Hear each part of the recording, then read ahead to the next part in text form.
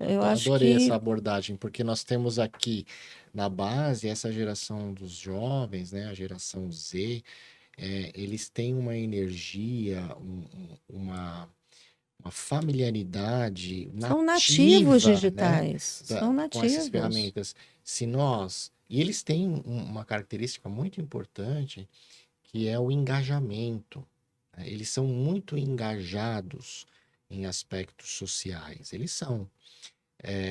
Porque eles se preocupam com o outro, cada um dentro da sua realidade, mas Exatamente. eles são engajados. Então, diferente da gente que é, viveu fases, né, de pré-conceitos, né, eles já nasceram Já sem essa nascem com o trava, dedinho né? nas telas. E se a gente nutrir ele, né, der o combustível certo, É né, isso isso. vai potencializar de baixo para cima, E né? é interessante, assim, né? Eu dei o exemplo das pessoas que estão em situação mais desfavorecida na base da igreja. Mas o segundo semestre do ano passado, eu fui numa escola X em São Paulo, de classe altíssima, altíssima, altíssima. Mas é altíssima que eu não tenho ideia de quanto dinheiro tem os pais daqueles jovens. E aí lá fui eu dizer, não é, dessa história das redes sociais, desse Tá. tema e tal, não sei o quê. Então, eu trabalhei com imagens, né? Primeiro que eu entrei e pedi para todo mundo, cada um desligar o seu, parei, naturalmente. Então, tudo bem. Então, vamos aqui, ó, vamos aqui comigo. Aí fui trabalhando com imagens. Teve uma muito inteligente, muito perspicaz, muito falante, que ela falou comigo assim, professora, eu não sabia que isso existia. Então, aquele que tem muito menos e aquele que tem muito, muito, não sabem que o mundo concreto existe. E ela ficou muito chocada quando eu mostrei o sistema prisional. Porque a gente estava dizendo, o Sim. tema geral era a dignidade do humano.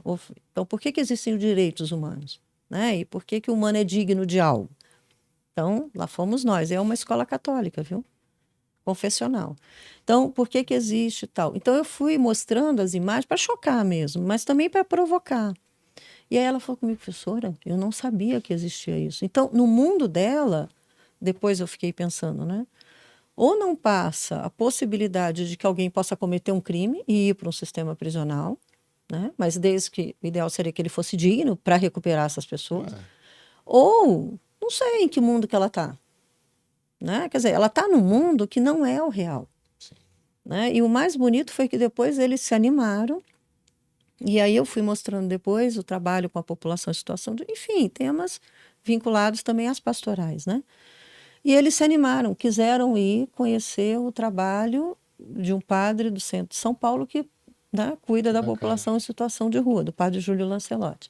E se animaram a ir lá. Aí eu falei com eles, minha gente, olha, organizem. Porque no Sim, final foi engraçado, porque deu uma vontade de todo mundo, que foi bonito, assim. Eu sim, falei, gente, valeu o meu ano, né?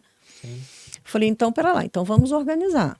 Vamos agendar, vamos combinar e tal, porque vamos ver aí na escola como é que faz, como é que. E deixei lá para as freiras, para as freiras arrumarem É isso. Falei, isso esse aí. problema não é mais um. E foram, Que bacana. e foram, e viram, porque é uma maneira de aterrissar no mundo, Sim, né? isso é importante, Então, cara. à Assim, medida que a gente usa o religioso nas redes sociais para alienar pessoas e tirá-las do mundo concreto, esse é o grande problema.